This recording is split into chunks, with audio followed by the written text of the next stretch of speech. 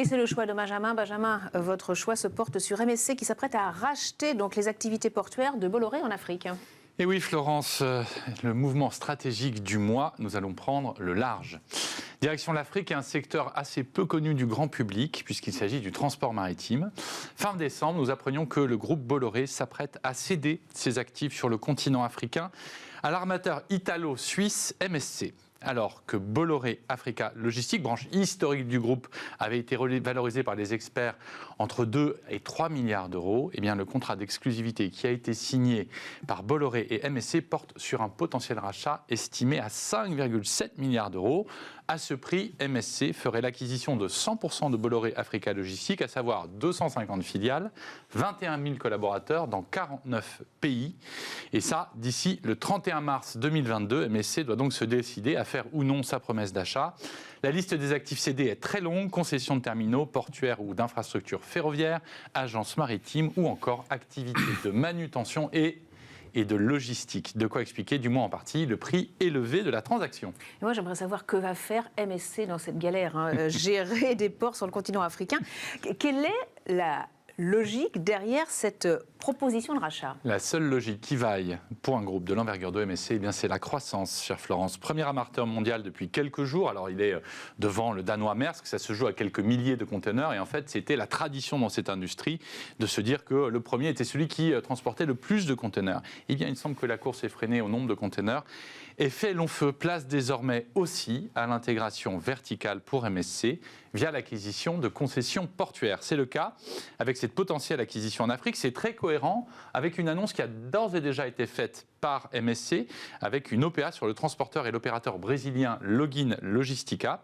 Login dispose en effet d'un portefeuille de terminaux qui sont à la fois des terminaux portuaires mais aussi des terminaux multimodaux, c'est-à-dire notamment reliés au rail, en plus d'une flotte de porte-conteneurs. Des opérations qui illustrent la diversification initiée par MSC, mais surtout une envie de mieux maîtriser ses activités traditionnelles d'armateur en renforçant sa présence à chaque étape de la chaîne de valeur. Est-ce que la pandémie a joué un rôle? Est-ce qu'elle a accéléré cette nécessité pour les armateurs de maîtriser l'ensemble de la chaîne logistique? Tout à fait. Et c'est un élément déterminant pour bien comprendre ce qu'il est en train de se jouer dans ce secteur. Pas une journée ne passe sans que des groupes, des grands groupes, des ETI, des PME ne disent leurs difficultés face à l'envolée du coût des containers et donc de leur approvisionnement. Je suis certain que nos invités aujourd'hui ont eu affaire, ou peut-être parmi leurs clients, ont eu affaire à ces difficultés dans les mois et même l'année et demie qui vient de s'écouler, l'année et demie sous pandémie, presque 2 ans maintenant. Tout cela s'explique en grande partie par les effets directs et indirects de l'épidémie mondiale, évidemment, du Covid. Car si la pandémie et les confinements successifs avaient engendré un coup d'arrêt massif dans le transport maritime, eh bien la reprise a quant à elle provoqué tout l'inverse. Sa conséquence, une tension très importante, voire des blocages sur les chaînes d'approvisionnement. D'abord à cause d'une pénurie de containers, mais aussi d'une pénurie de main-d'œuvre, et aussi à cause des restrictions d'entrée et de sortie qui sont imposées à certains territoires. Face à cela, Florence, maîtriser et opérer ses propres ports devient stratégique pour garantir une chaîne de transport et de logistique plus fluide, tout en garantissant à ses clients une meilleure réactivité. Et comme aucun secteur ne peut faire l'économie, et c'est heureux, de répondre aux défis numériques et aux défis climatiques, avoir une maîtrise globale sur l'ensemble de la chaîne est aussi un moyen de faciliter les transitions écologiques et digitales du secteur, nouvelles conditions pour que l'activité se développe. Reste à attendre donc le 31 mars. C'est la Saint-Benjamin. Pour avoir le fin mot de l'histoire et savoir si l'un des géants du transport maritime posera un pied à terre. On a compris votre choix stratégique, c'est parce que le 31, c'est la Saint-Benjamin et c'est là qu'on aura justement, bon bref, le résultat.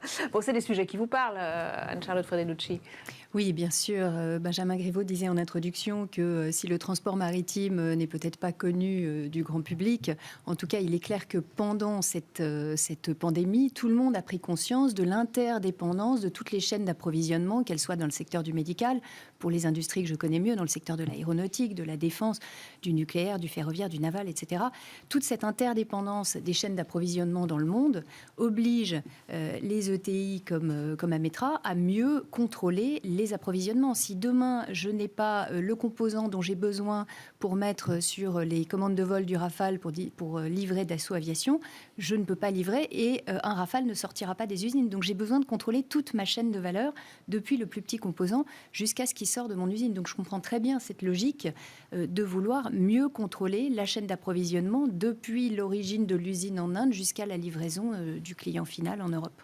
Même chose pour vous, Paul Oui, Boulle, même chose. qui est dans les semi-conducteurs. Absolument même chose. Je dirais qu'en plus, l'économie nous pousse, d'une façon générale, et tous les efforts que l'on fait en tant qu'entrepreneur à regarder eh bien, la façon dont on fabrique, mais aussi la façon dont on transporte. Pourquoi ? Parce que la protection de la planète, on est tous engagés. On a tous les entrepreneurs aujourd'hui sont sur des plans très stratégiques qui sont supportés par des actions très précises. Et on se rend compte que le transport maritime devient stratégique. Il devient stratégique, bien sûr, au moment de la pandémie, parce qu'on voit les impacts directs, mais sur le très long terme, c'est un axe qui va se développer énormément dans les 10 prochaines années. Donc le move est stratégique, le move est sur une vision à long terme, parce que s'intégrer verticalement, ça veut dire aussi être plus compétitif, ça veut dire aussi être beaucoup plus agile et beaucoup plus proche de ses clients. Donc ouais, c'est un très joli move. Et puis c'est une bonne nouvelle aussi pour l'Europe, parce que ce sont des grands transporteurs maritimes qui sont européens, que ce soit d'ailleurs Maersk ou que ce soit MSC. Je crois qu'il est important aussi que ces transporteurs européens puissent garantir à nos entreprises et à nos industries européennes une part d'indépendance, ou en tout cas d'autonomie, notamment sur les sujets d'approvisionnement de matériaux, de matières premières qui peuvent demain manquer. Donc c'est un sujet évidemment auquel on est très sensible. Et on poursuit justement cette émission avec nos invités. Ça bouge dans leur secteur. Place au Move.